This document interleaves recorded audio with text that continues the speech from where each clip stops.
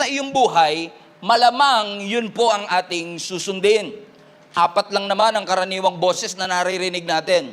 Boses ng Diyos, boses ng kaaway, boses mo, o boses ng mga taong nakapaligid sa iyo. All of these things are competing for your attention. And most of the time, we are struggling to discern which is which. Sino ang sa Panginoon? Sino ang aking boses? Sino ang boses ng ibang tao para sa akin? Kaya po sabi ng John chapter 10 verse 27, everybody read, "My sheep listen to my voice.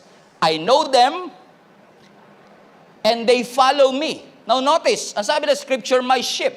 And usually kapag tayo bilang Christian, pinag-uusapan ng pagiging tupa, minsan cute na cute pa tayo. Ang cute, tupa ako ni Lord. Pero actually, in the context of John chapter 10, it was not a compliment. It was actually kind of an insult. Kasi ang tupa is one of the dumbest animal. They cannot decide on their own. So para sabihin ni Jesus, kayong mga tupa, ang mga tupa, they listen to my voice. Everybody say listen. Ibig sabihin, nakikinig, hindi lang naririnig. So ibig sabihin, kung nakikinig ang tupa ng Diyos, ibig sabihin lahat ng Kanya ay designed to listen to His voice. Every Christian is designed to hear the voice of God. Kailan yung sinabihan ko niyan, hindi kayo na-excite. Every one of us who place our faith in Jesus Christ is designed to hear the voice of God. It's not easy, but it's the truth. Hindi madaling ma-discern ang boses ng Panginoon, pero dinisenyo tayo ng Panginoon na marinig ang kanyang tinig. Ang Diyos laging nagsasalita, and He's speaking to you.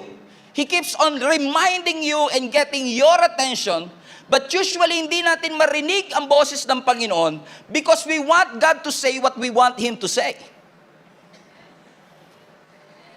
Kung ano yung gusto nating sabihin, yun ang gusto nating sabihin ng Panginoon. Kung ano yung gusto nating marinig, yun ang gusto nating sabihin ng ating Panginoon. But unfortunately, hindi po yun ang nangyayari. Ang kanyang mga salita ay hindi lang para i-address ang symptoms ng ating problem, kundi i-address ang root ng ating problem. And we want God to eliminate the symptoms of our lives. We want God to eliminate the challenges of our lives. But God wants to speak to you today. He wants to eliminate the root cause of what you're going through. Why you are going through what you're going through. Yan may financial difficulty. Minsan pag may financial difficulty, gusto natin, Lord, pengin pera.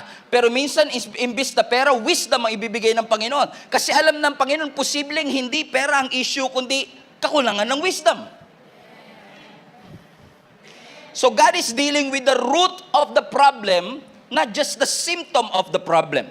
Nga alam minsan, pag ang Diyos nagsalita, sa pamamagitan man niya ng Sunday service, sa pamamagitan man niya ng pagbabasa natin ng salita ng Panginoon. Napansin niyo po ba, kapag merong conviction ng Panginoon sa ating buhay, madalas nating ipinapasa sa katabi natin. Narinig mo yung sinabi ni Pastor? Amen ako dyan, para sa iyo yan.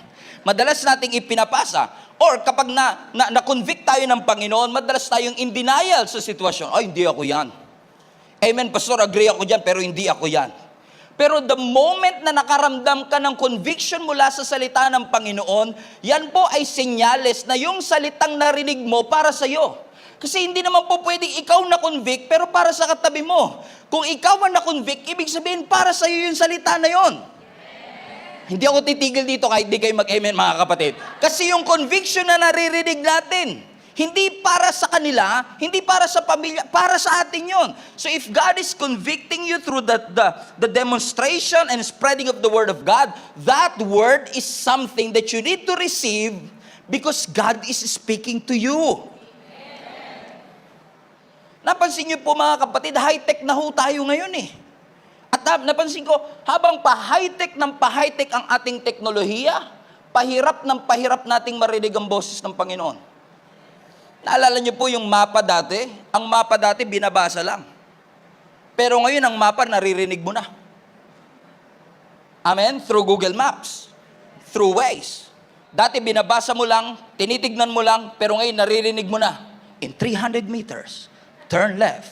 In 400 meters, make a U-turn.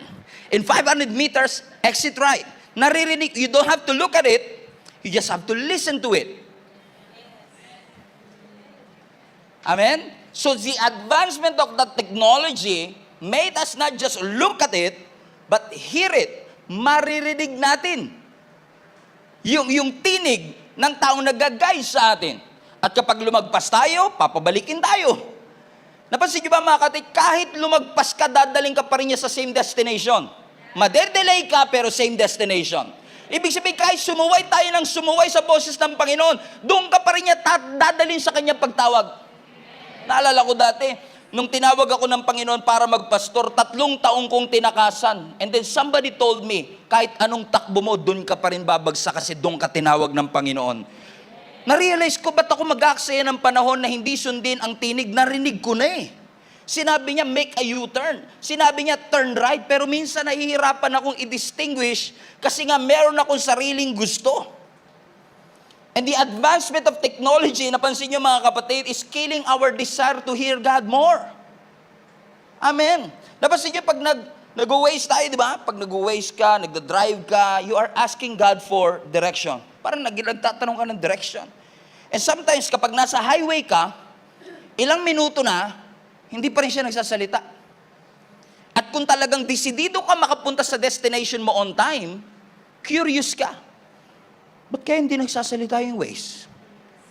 Ba't kaya hindi nagno-notify ito? Curious ka, you know why? Because you want to get to your destination as fast as you could. If you're really serious about it. Amen? Kasi minsan may nagsabi sa akin, Pastor, di ko marinig ang Panginoon. Parang hindi naman po siya nagsasalita. Lord, magsalita ka nga po. Para ba sa cellphone natin?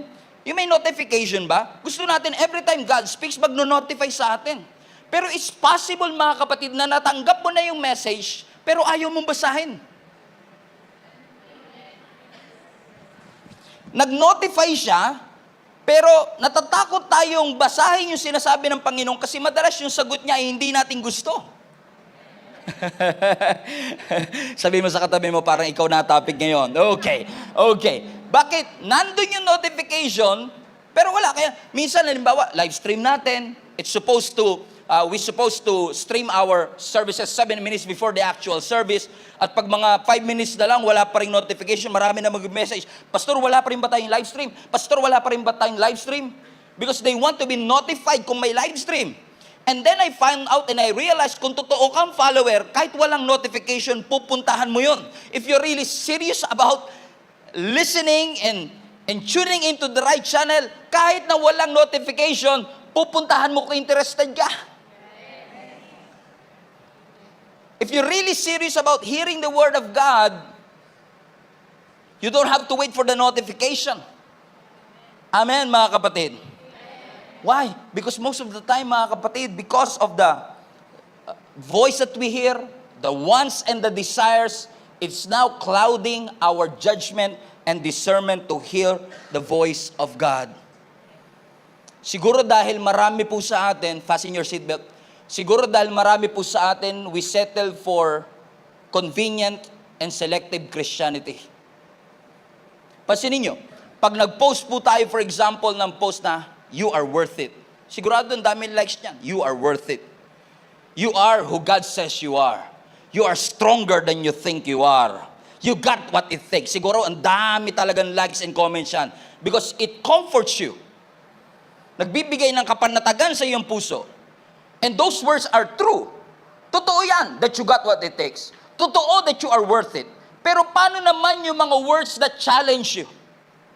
Paano naman yung mga words that requires your obedience? Love your enemy. Serve the Lord with gladness. Yun yung mga ayaw natin mapakinggan. Unfortunately, yung mga 12 noon service, they are selective to what they want to hear. Kasi nga, yung mga 3 p.m., perfect ko kayo, hindi kayo nagkakamali.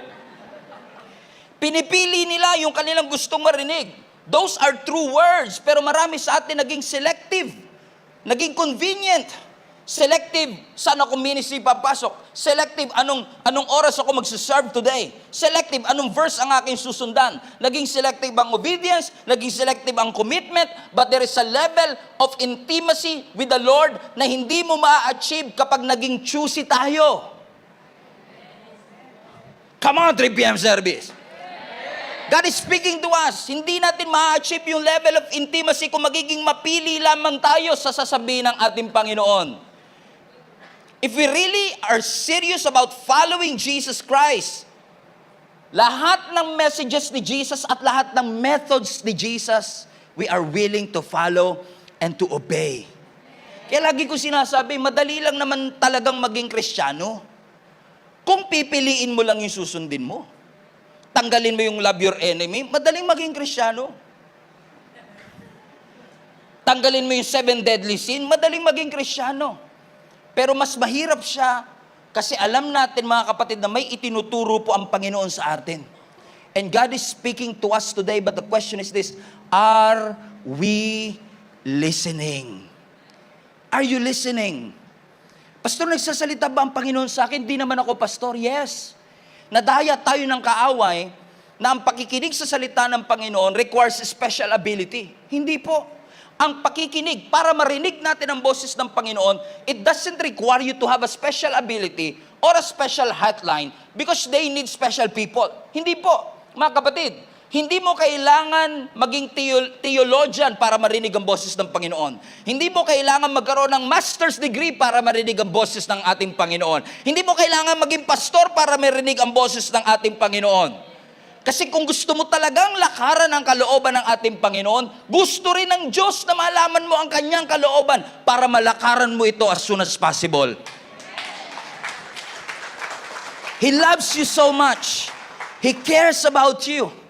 At sa mga panahong hindi natin siya marinig o hindi natin siya susundin, God is so gracious na kakatukin kanya uli para makuha ang iyong atensyon. Sa mga panahon na tayo ay tatakas at iiwas, magsasalita uli ang Panginoon because He cares for you. Ayaw kanya makagawa ng isang desisyon na pagsisisihan mo habang buhay. Kahit na maging matigas ang ating ulo, He will keep on speaking. Kahit na ayaw natin sumunod, He will keep on knocking to us. Kahit hindi tayo maging tama, lagi siyang tatawag. Kahit hindi tayo masunurin, lagi niya tayong hahanapin. Kahit hindi natin siya ma-discern, lagi siya magpapakita sa bawat isa sa atin. Because the real challenge is not really your ability to hear. The real challenge is your ability to follow the voice that you hear. Listen to me. God is speaking. But are you willing to obey Him? Amen. Di ba minsan pag nag-waste ka, naligaw ka, napunta ka sa Skinita, napunta ka sa rough road, galit na galit ka sa Waze. Ano pa naman to Waze na to? Kung saan ako dinadala? Pero if truth be told, the accuracy of the Google Maps and Waze is in no question. Ang questionable talaga dito is our ability to follow the instruction.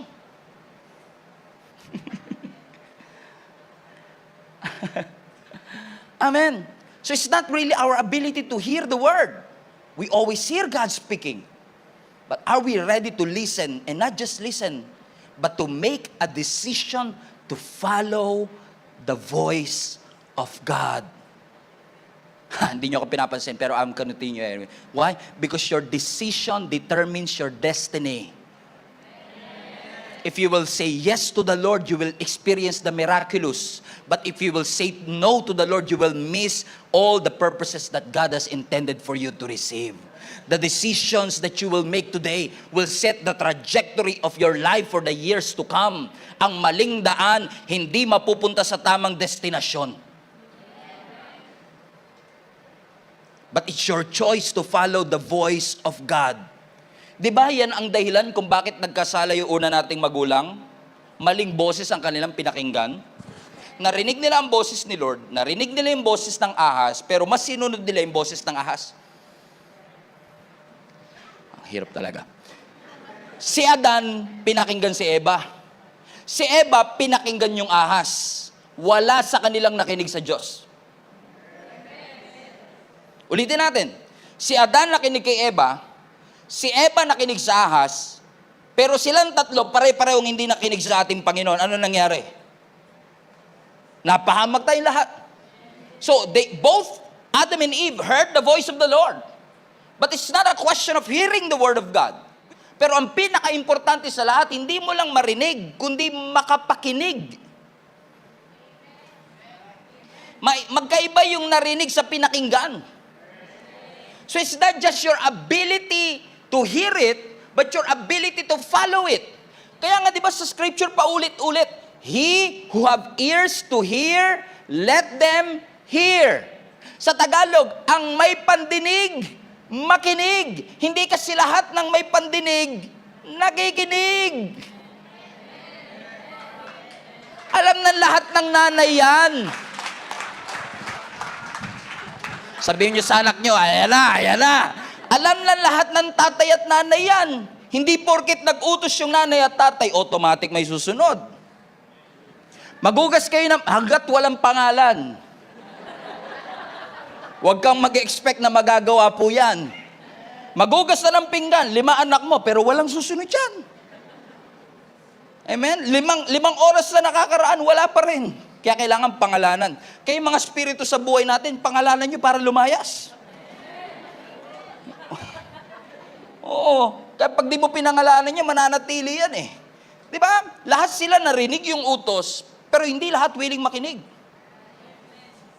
May kilala kayong kinilig, ayaw na makinig? It happens all the time. Kasi yung pakiramdam at feelings, nakakabingi. Ang business, nakakabingi. Ang gustong-gusto, nakakabingi. Sabi ng Lord, bitawan mo na yan. Ayoko, Lord.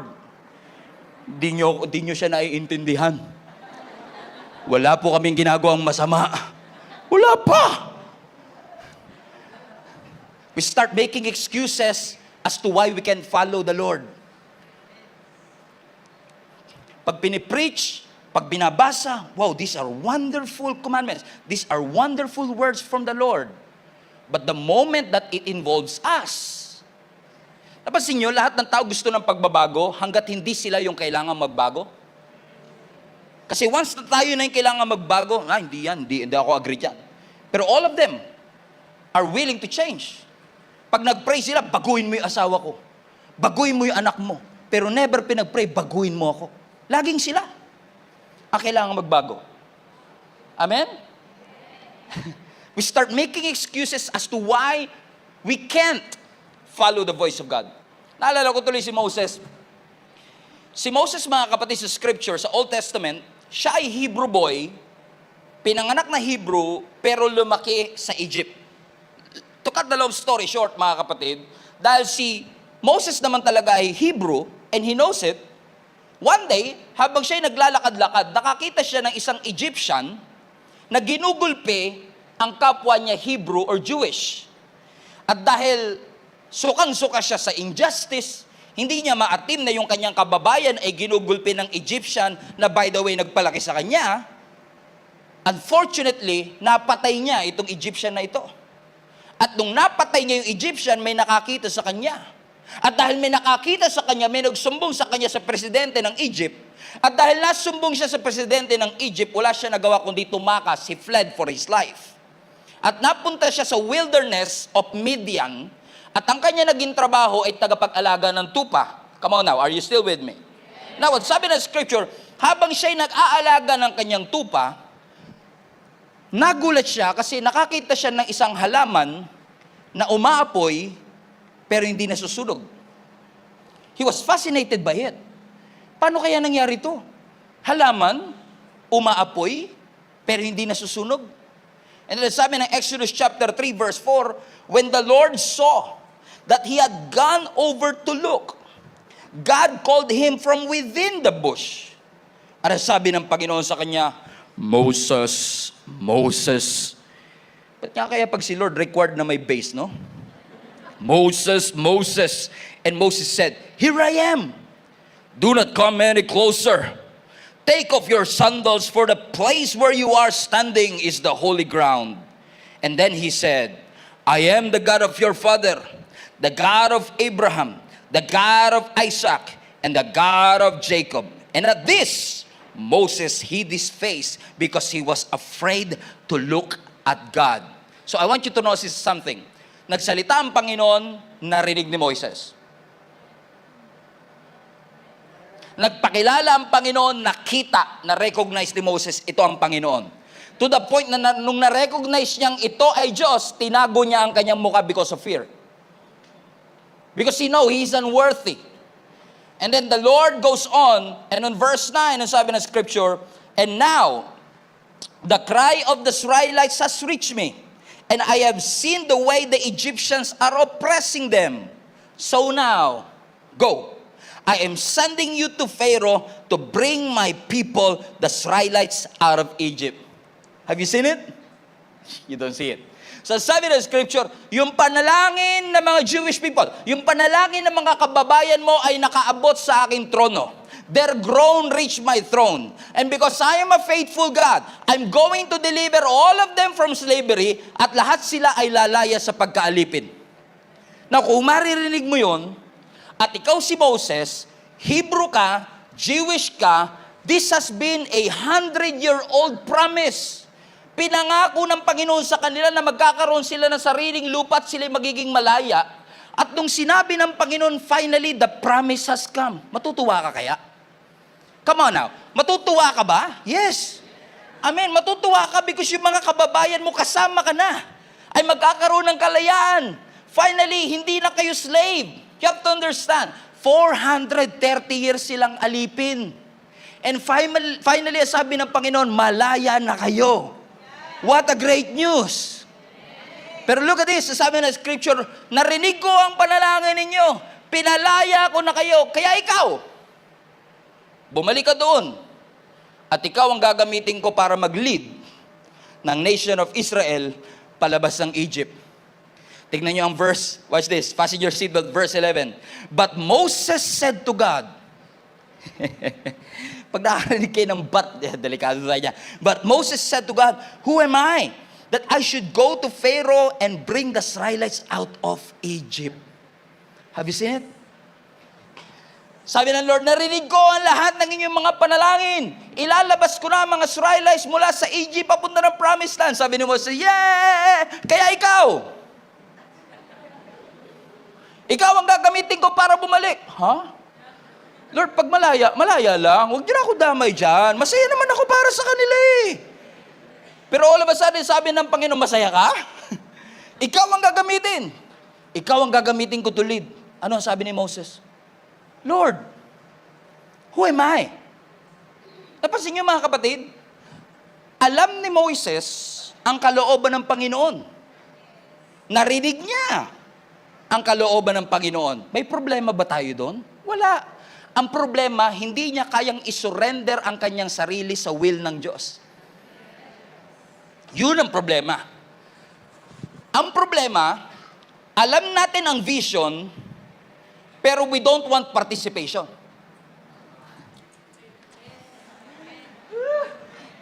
Lord, ang ganda ng plano mo, pero kayo na lang dyan. Huwag niyo akong damay dyan. Ang ganda ng plano mo para sa mga Israelites, ang ganda na lalaya na sila, finally narinig nila, I love what you're doing, Lord, but I don't think I can do it. Ang ganda ng vision mo para sa simbahan, pero ayoko ng participation, Lord. Pansinin niyo, si Moses, agree siya dun sa promise. Agree siya dun sa vision, but he object his participation. Ayaw niya mag-involve. So it's not the issue of, did you hear the will of God? Did you hear the voice? He heard the voice of God. But unfortunately, narinig niya lang, pero ayaw niya mag-participate. Narinig niya, pero ayaw niya mag-involve. Gusto ko mag-lead, pastor, gusto ko mag-serve sa Panginoon, kaso ang aga ng call time eh. Does it make sense, isn't it? Amen? Bakit mga kapatid? Kasi ang conviction, hindi magiging klaro kung masyado tayong in love sa convenient. Hindi talaga natin mararamdaman ang conviction ng Panginoon kasi lagi lang natin gusto yung convenient. Gusto ko maglingkod sa ating Panginoon kaso masyadong malayo ang church. And I'm always inspired by some of our volunteer na galing pa ng Laguna, gumigising ng 4 a.m. to get here on time on 7 a.m. And they are not just doing it once a week. They are doing it 3 or 4 times a week without even a complaint. Because para sa kanila, hindi ko lang mahal yung vision. I want participation. Pastor, gusto ko rin po maging pastor na katulad mo, pero masyado pong matrabaho mag-prepare ng preaching. Doesn't make sense. Pwede po bang kumopya na lang ako sa internet, kunin ko na lang po yung PowerPoint nyo, pa-USB. Doesn't make sense, isn't it? Gusto ko po magbigay, pastor, kaso ang daming gastos ng Christmas season eh. Ibig ba sabihin, mas matimbang yung pera kesa obedience? Ibig ba sabihin, mas matimbang ang comfort kesa conviction? Come on now. Ang sabi ni Moses, ang ganda eh. Ibig sabihin, yung plano ng Diyos, yung promise ng Lord, diretso. Yung promise ng Panginoon, totoo. Pero ang sabi rin ng Panginoon, if you want that vision to become a reality, you have to participate. You have to make yourself available because the preaching of the gospel will never cease hanggang sa muling pagbabalik ng ating Panginoong Yesus. Hanggat meron pang isang kaluluwa na hindi tumatanggap sa ating Panginoong Yesus, tuloy ang misyon. Tuloy ang paglakad ng simbahan. Amen. In fact, lagi ko sinasabi sa leaders natin, wala pong irreplaceable sa kingdom ni Lord. Lahat po tayo pwedeng papalitan. Lahat po tayo pwedeng huminto. Pero kahit huminto ako, ang gospel of the kingdom hindi hinto. Ang spreading of the kingdom of God, it will never cease. God will always find somebody that is available to do what He wants him to do. Lahat nakakarinig, karamihan nakakarinig, pero ang tanong, sino kaya yung mga magsasabing, yes Lord, I want to follow you. Now this is challenging because for the past 2 Sundays, dinisar ng ating pusong marinig ang Panginoon. Pero ididisar pa rin kaya nating marinig ang boses ng Panginoon kung yung sinasabi niya ay challenging? Kung sinasabi niya is requiring you to get out of your comfort zone? Will you make yourself available? Ang sabi ng 2 Timothy chapter 4 verse 2, preach the word of God. Be prepared whether the time is favorable or not. Patiently correct, rebuke, and encourage your people with good teaching. Watch this. Ano sabi ng scripture? Ipangaral mo ang salita ng Panginoon and be prepared. Everybody say prepared. Now, the Greek word for that word prepared is actually be available. At pag sinabi mong be available, be ready and available to be used. Pag sinabi mong available, dapat ready to use ka anytime. But that availability rather, pero yung availability mangyayari lang kapag nagawa natin na maimbitahan ang presensya ng Panginoon sa ating buhay. Ang availability natin requires us that we make room for God to move.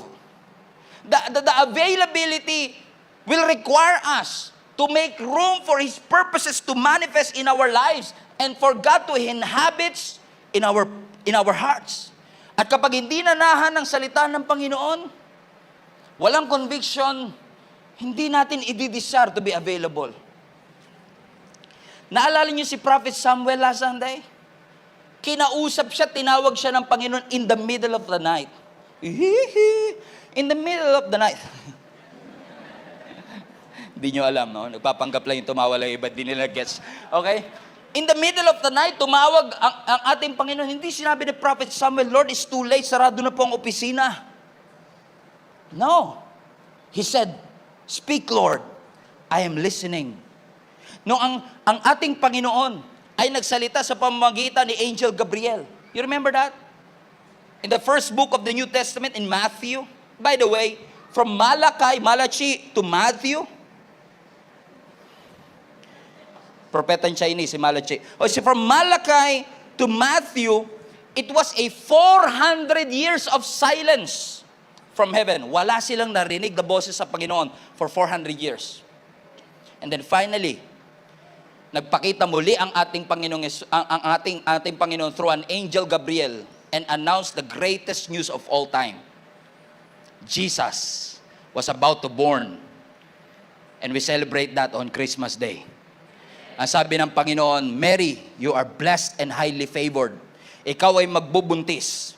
Tatanganin mo ang Savior of the world at papangalanan mo siyang Yeshua, Jesus, which means Savior. Maaaring takot si Mary. Maaaring may agam-agam kay Mary.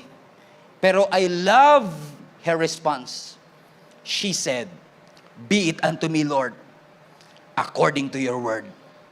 She just made herself available She just made her womb available for the Lord. Why? Kahit na mahirap ito, kahit na nakakahiya ito, kahit na marami akong pagdadaanan at explaining to do, but the most important thing is I want to follow the Lord. And I'm gonna say yes to Him. I heard His voice and I'm gonna respond with yes.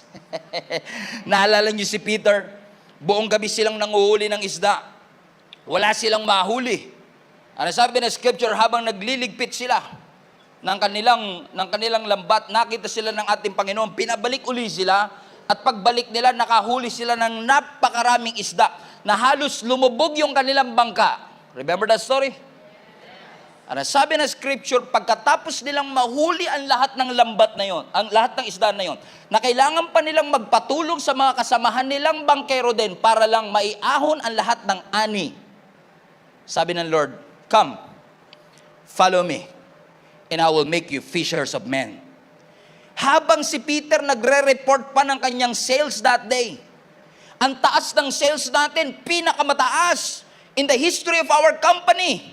And in the midst of that breakthrough, in the midst of God's blessing, ang sabi ng Panginoon, come follow me, and I will make you fishers of men. Kuha ko yun. Lord, pwede bang bukas na? Ang ganda ng sales namin, baka bukas mas maganda eh. Hindi ko iiwanan yung company. May opportunity for expansion. May opportunity for breakthrough. Wag ngayon. Pero hindi. Ang sabi ng scripture, immediately, Peter left his net and followed Jesus. Bakit? Ask me why. Kasi para kay Peter, mas mahalaga si Jesus kesa sa isda. Amen? He just made himself available, and because he made himself available, the church was built. And upon this rock, I will build my church, and the gates of hell shall not prevail against it. Apostle Paul, a murderer, a blasphemer, pero nung tinawag siya ng ating Panginoon, nag-submit siya sa kalooban ng Panginoon at nag-respond siya sa ating Panginoon. To the point that years later, he said, follow me, for I follow Christ. Whew! Ako lang masaya.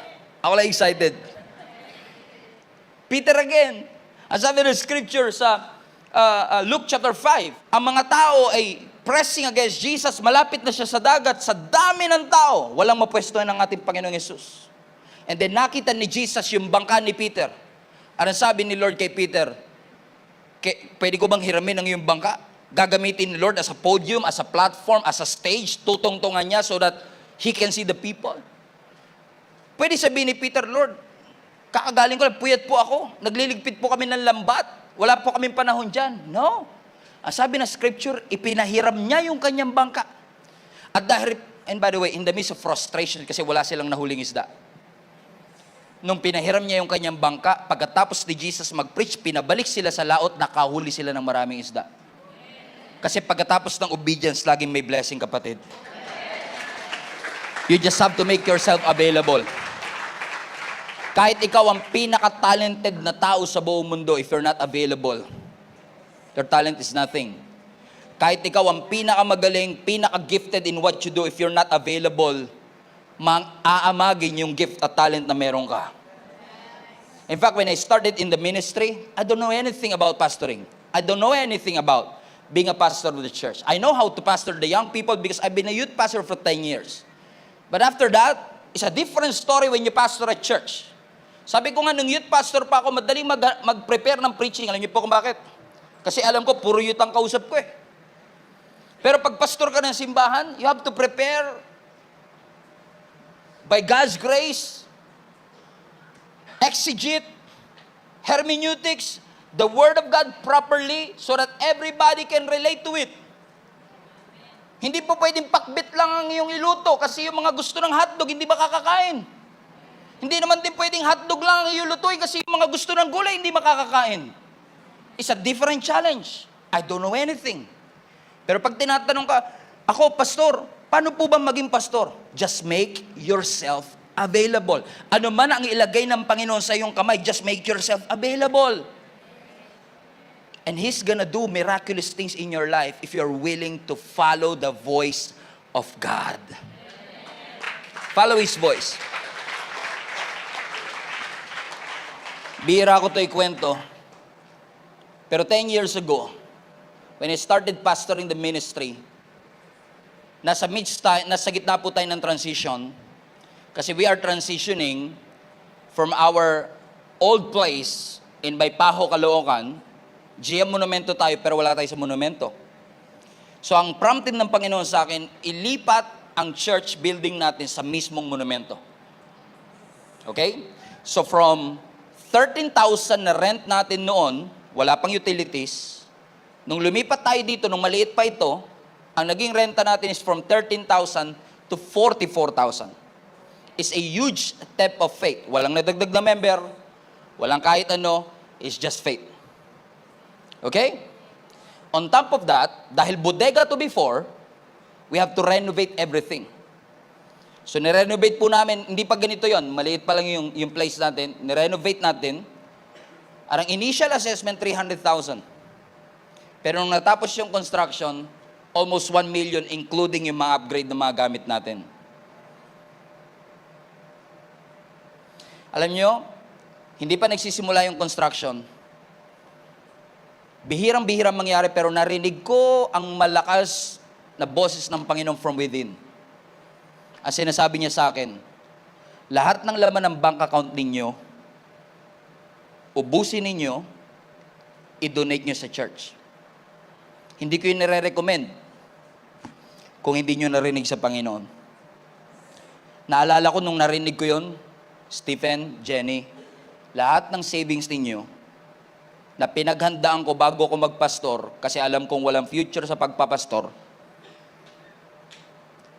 ubusin nyo lahat, i-donate nyo sa church. Alam mo yung mukha ko nun? Screenshot nyo to. Ito yung mukha natin pag may sinabi ang Lord, tas di natin gusto, tas nagmamakaawa tayo, change it. Change it. Yung mukha to, sabi ko, Lord, talaga magdududa ka. Pag hindi mo kasi yung gusto yung instruction, mapagkakamala mo demonyo yung nagsasalita. O talaga sabi ko, Lord, ikaw ba talaga yan? Is this true? But you know what? It's very clear. It was confirmed, just what I taught you last Sunday. It was confirmed and we gave up everything. Without any assurance, we just followed. Without any assurance, na magbibigay ang Panginoon without hesitation. I just said yes to the Lord. Sabi ng Lord, walk on the water, come with me. And without hesitation, we just get out of our boats and walk with Jesus. Because the most important thing in obedience is not actually your obedience, but the presence of God. As long as the presence of God is with you, regardless of what comes my way, may law of gravity, may law of buoyancy, but if you have Jesus, you can walk on water. You can do the impossible. God will bring you to places that we've never been. And what I love about our God is that lahat ng dinonate namin nung time na yun, 10 years ago, ibinalik ng Panginoon sobra-sobra pa after. Why? Because if you follow the Lord, He's true to His word, ibabalik ng ating Panginoon. Kaya lang minsan pag nagsalita ang Panginoon, parang ang hirap bitawan yung pinapabitawan. Sabi ng Lord, bitawan mo na yan. Ayaw natin. It is killing your destiny. Ayaw natin. Don't hold on to your things too tightly. Huwag kang masyadong kapit na kapit, lalo't pag pinapabitawan ng ating Panginoon. After all, kung talaga pong bigay ng Panginoon yan, hindi mo kailangan yan sakalin. Stop suffocating your blessing. Stop crushing your breakthrough. If God wants you to let it go, let it go. And trust Him. Put your confidence in Him that He's going to provide something. And if God says, idagdag mo to sa iyong buhay, you add it. Kasi ang instruction ng Lord, hindi lang puro bawas. Ang instruction ng Lord, magdagdag din. Magdagdag ng humility. Magdagdag ng integrity. Magbawas ng sama ng loob. Magbawas ng kaaway. Dagdag bawas. Hindi lang ito puro let it go, let it go. But will you welcome what God is telling you, mga kapatid? Na alam, minsan talaga, ang hirap marinig kasi parang, Lord, ba't kailangan mong tanggalin? Ba't kailangan mawala ang trabaho ko? At halos masira ang ulo mo nung nawalan ka ng trabaho. Pero hindi mo alam yung pagtanggal ng Lord na yun sa trabaho, prepare ka ng Panginoon. Hindi kasi porket may tinatanggal, punishment. Minsan yung pagtanggal, preparation ng Panginoon for the next level of your life. Na sabi ng John chapter 15, every branch that bears fruit, He prunes. Lahat ng nagbubunga, pinuputol ng ating Panginoon. Bakit daw? So that it will bear more fruit. So, ibig sabihin, yung pagtatanggal ng Panginoon, preparation for more. Yung ibinawas ng Panginoon, preparation for more. So, did you hear God's voice? Yes, Pastor. Are you willing to obey? Lord, wag, Lord. Lord, kabadumi. Paano kami makakasurvive, Lord? Hindi namin to kaya. Kasi minsan we are holding on to things too tightly. Ang ganda ng takbo ng trabaho, ang business nag-e-expand, ang career nagpo-progress. Parang nagtataka ka kung kailan naman ako nag-commit kay Lord, tsaka ako nawala ng trabaho. Kung kailan ako nag-growth track, tsaka naman ako nawala ng jowa. At kung kailan naman nagbigay ako ng finances ko sa church, tsaka naman nalugi ang aking negosyo. Why is this happening to me? Pinaparusahan ba ako ng Panginoon? No. It's not a punishment. It's preparation. God is a good God. Tingin mo ba, noong mga panahong sayang-saya ka noon, nakita ng Lord, ang saya na ito ah. Bigyan ng problema yan. Ganun ba ang Panginoon? Ang saya mo sa negosyo mo, tanggalan na ng negosyo yan. Hindi ganyan ang Diyos. Pero may perspective ang Diyos na hindi mo nakikita. May nakikita ang Panginoon na hindi natin nakikita. So kung tanggalin man ang ating Panginoon, hindi niya yung tinatanggal to punish you. Tinatanggal ng Panginoon. Elimination is God's preparation for the next level of your life. You just have to believe that God can and God will. God is speaking to you, but the question is, are you listening? Sabi ng Panginoon, fasten your seatbelt. Sabi ng Panginoon, magpakabit ka na ng legal na kuryente. Ikaw ba talaga yan, Lord? Lumayas ka. Masaya kami na hindi nagbabayad.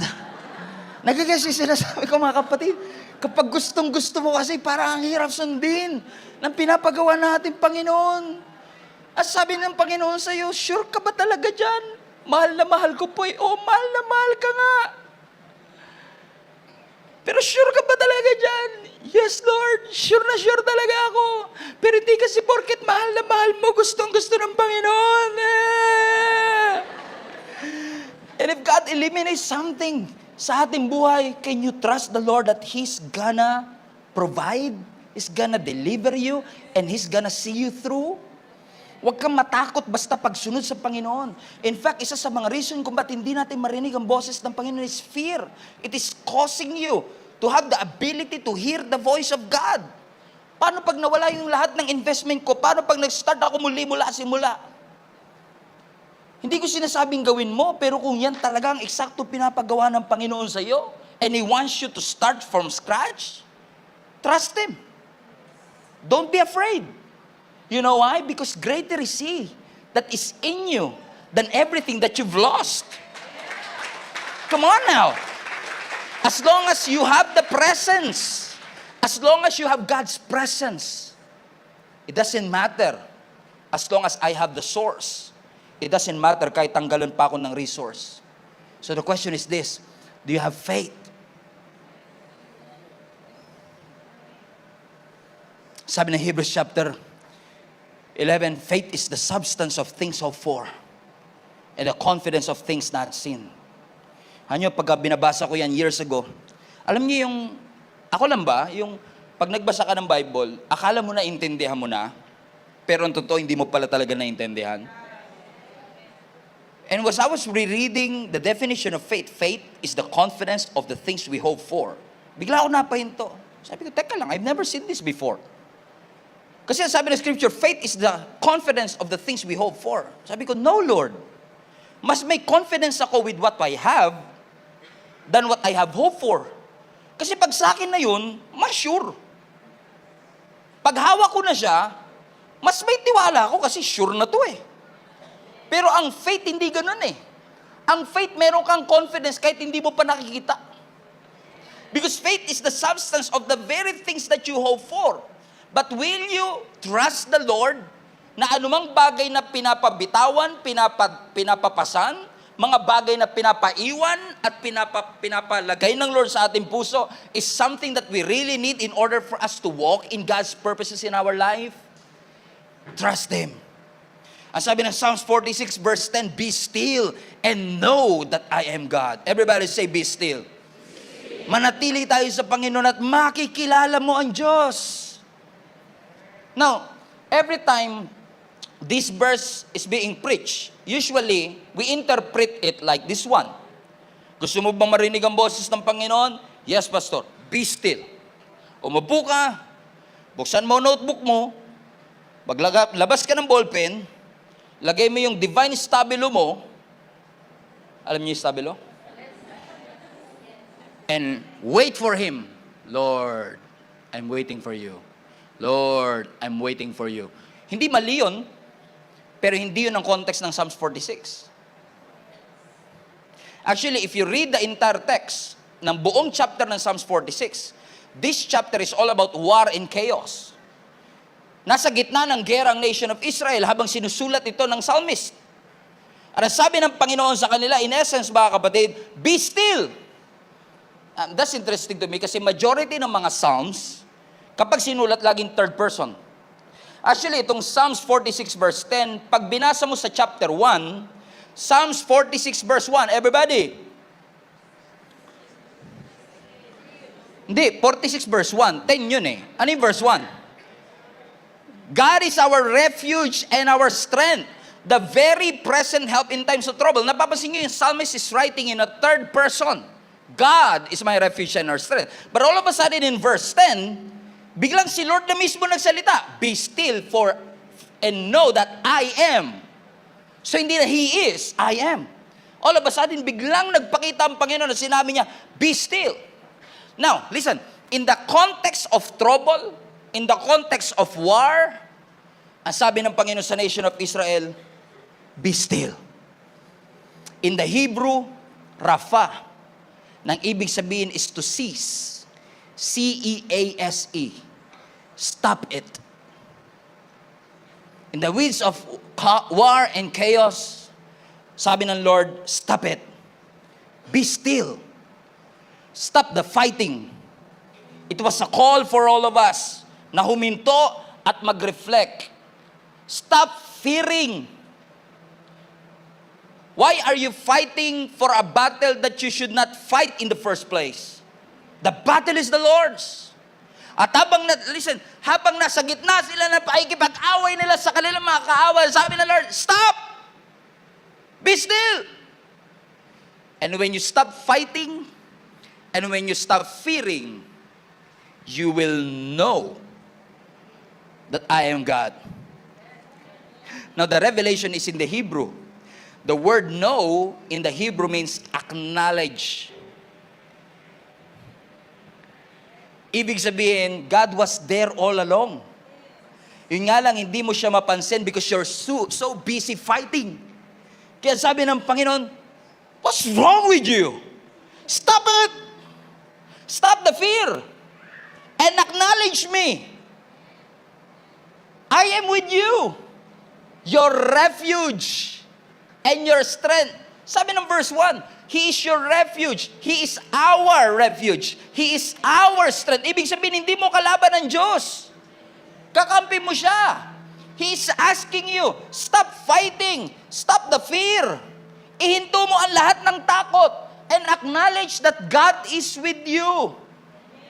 You will never know me if you will continue to fight the battles that you're not supposed to fight. Stop the fight. Stop the war. Stop the battle and know that I am the Lord. Mga kapatid, God wants to ask you a question today. Are you willing to follow Jesus? Are you willing to follow the Lord? Yes, you heard it right. God wants you to serve. Yes, you heard it right. God is your refuge and your strength, the very present help in times of trouble. Yes, you heard it right. God wants you to support and give. Yes, you heard it right. God wants you to help somebody. Yes, you heard it right. God wants you to bring your family to church. It's not a question of, is this true? Am I hearing something? You heard it right. God is saying the same thing. Stop the fear. Stop the fight. And acknowledge that the Lord is with you. He is with us. And He is asking you right now. Or maybe you're asking right now, Lord, ano na? Kalooban mo ba to? Is this your will? Nakaratanggap ako ng salita mula sa iyo. Pero is this the right thing? God is saying, yes, you heard it right. I am speaking. God is moving supernatural ways and supernatural means to bring you to your destiny. God is always speaking. But the question is this, are you willing to follow the Lord? Willing ka bang sumunod sa Panginoon? In fact, you don't have to ask that question anymore. Pinaglilingkod ba ako ng Panginoon? Yes, you heard it right. God wants you to serve. Yes, you heard it right. God wants you to go through the growth track. Yes, you heard it right. God wants you to be part of our link-up group. Yes, you heard it right. God wants you to have a deeper